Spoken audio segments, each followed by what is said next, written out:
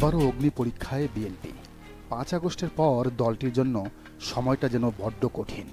কোথায় ক্ষমতায় বসে দেশ চালাবে তা না, দেশটাই যেন তাদের জন্য হয়ে উঠেছে পরীক্ষার হল। প্রথম পরীক্ষাটা ছিল রাষ্ট্রপতির পদত্যাগ ঘিরে। গেল বছর শাহাবুদ্দিন চুপ্পুর অপসারণ দাবিতে যখন দুর্বার আন্দোলন গড়ে তুলল বৈষম্য বিরোধী ছাত্ররা, তখন তাতে প্রধান বাধা হয়ে দাঁড়ায় বিএনপি। তাদের যুক্তি, এই মুহূর্তে চুপ্পুর অপসারণ নতুন সংকটের জন্ম দিবে, যা প্রলম্বিত করবে জাতীয় নির্বাচন।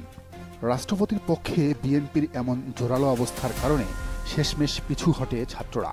আলটিমেটাম দিয়েও পরে তা উইথড্র করতে বাধ্য হয় তারা। ঝুলে যায় রাষ্ট্রপতির অপসারণ ইস্যু, বেঁচে যায় চুপ্পু। এই ঘটনার জের কাটতে না কাটতেই হাজির হয় নতুন এক জাতীয় ইস্যু। জুলাই অভ্যুত্থানকে আনুষ্ঠানিক রূপ দিতে জুলাই প্রোক্লেমেশন ঘোষণার উদ্যোগ নেয় ছাত্ররা। গেল বছরের ৩১ ডিসেম্বর শহীদ মিনারে ঘটা করে আয়োজন করা হয় অনুষ্ঠানের, কিন্তু এত বাদ সাধে ওই বাংলাদেশ জাতীয়তাবাদী দল বিএনপি। তারা এটিকে উটকো ঝামেলা ও নির্বাচন পেছানোর কৌশল আখ্যা দেয়। ফলাফল, এই উদ্যোগও স্থগিত। পরে শহীদ মিনারে অনুষ্ঠান হলেও প্রোক্লেমেশন আর হয়নি। এ ব্যাপারেও আলটিমেটাম দেয় ছাত্ররা। ২৪ সালের ৩১ ডিসেম্বর বলা হয় ২৫ সালের ১৫ জানুয়ারির মধ্যেই জুলাই প্রোক্লেমেশন ঘোষণা না করলে আবারও মাঠে নামবে ছাত্ররা। কিন্তু সেই আলটিমেটাম কেবল আলটিমেটামই থেকে যায়, কাজের কাজ কিছুই হয়নি। এরপর সংস্কার নিয়ে ঘটে যায় তুলকালাম কাণ্ড। বিএনপির সিনিয়র নেতারা বলতে থাকেন এসব সংস্কার টংস্কার তারা মানবেন না। তাদের দাবি একটাই, দ্রুত নির্বাচন। পরে অবশ্য কিছু সংস্কারে তারা রাজি হয়, কিন্তু বেশিরভাগ বড় সংস্কার কাজেই জানায় অসম্মতি। এর মধ্যে পরপর ২ বার প্রধানমন্ত্রী থাকা ও প্রধানমন্ত্রীর ক্ষমতা কমানোর ব্যাপারেও ভেটো দেয় বিএনপি। তবে এত সব পরীক্ষায় ফেল করলেও এবারের পরীক্ষাটা একদম ফাইনাল পরীক্ষা, কারণ এই দাবিটা কোটি কোটি মানুষের প্রাণের দাবি। আওয়ামী লীগের রাজনীতি চিরতরে বন্ধের দাবি, যে দাবিতে লাখো লাখো মানুষের কণ্ঠে প্রকম্পিত হচ্ছে শাহবাগ। এখানে কে নেই?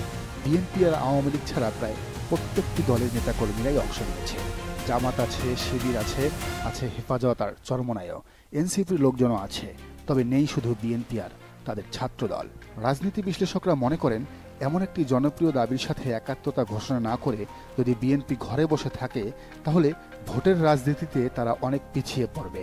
কারণ জনগণ বুঝে নিবে বিএনপি আওয়ামী লীগ যেহেতু নিষিদ্ধ চায় না, মনে হয় তারা ভারতের সাথে আঁতাত করছে। আর এদেশের মানুষ আর যাই হোক ভারতপন্থী কোনো দলকে ক্ষমতার মসনদে বসাবে না। অনেকেই বলছেন, চলমান ইস্যুতে সবচেয়ে বেশি এগিয়ে যাচ্ছে ইসলামী ছাত্র শিবির। কেননা হাসনাত আবদুল্লাহরা আন্দোলন শুরু করলেও এখানে বেশিরভাগ লোকজন নিয়ে এসেছে শিবির ছাড়া এই আন্দোলন এত বড় হতো না বলে মনে করেন তারা।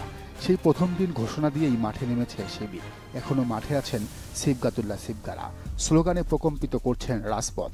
তবে তাদেরকেও কোণঠাসা করার চেষ্টা চালাচ্ছে একটি গোষ্ঠী, বিশেষ করে বাম সংগঠনের নেতারা বলছে এখানে শিবির থাকলে তারা সেই আন্দোলনে যাবে না। শাহবাগে দেয়া শিবিরের একটি স্লোগান, গোলাম আজমের বাংলায় আওয়ামী লীগের ঠাঁই নাই, এটিকে ঘিরেও সমালোচনা করছেন অনেকেই। এদিকে শিবির সভাপতি জাহিদ যখন প্রকাশ্যে ঘোষণা দিয়ে মাঠে, তখন ছাত্রদল সভাপতি রাকিব ঘুরছেন পতেঙ্গা সমুদ্রে। ফলে মানুষ স্পষ্টভাবেই ছাত্রদলের বিপক্ষে এবং শিবিরের পক্ষে রায় দিচ্ছে। এদিকে এই ঘটনায় দল হিসেবে জনপ্রিয়তা অর্জন করেছে বাংলাদেশ জামাতে ইসলামী, কারণ তারাও দলীয়ভাবে সেই শুরু থেকেই যমুনাতে যেমন ছিল তেমনি শাহবাগেও আছে। দল হিসেবে সবচেয়ে ধরাটা খাবে বিএনপি।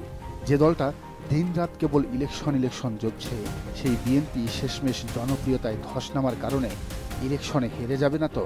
এদিকে চলমান আন্দোলনে ব্যাপকভাবে অংশগ্রহণ ও উদ্যোগ নেওয়ার জন্য এনসিপিও এগিয়ে থাকবে।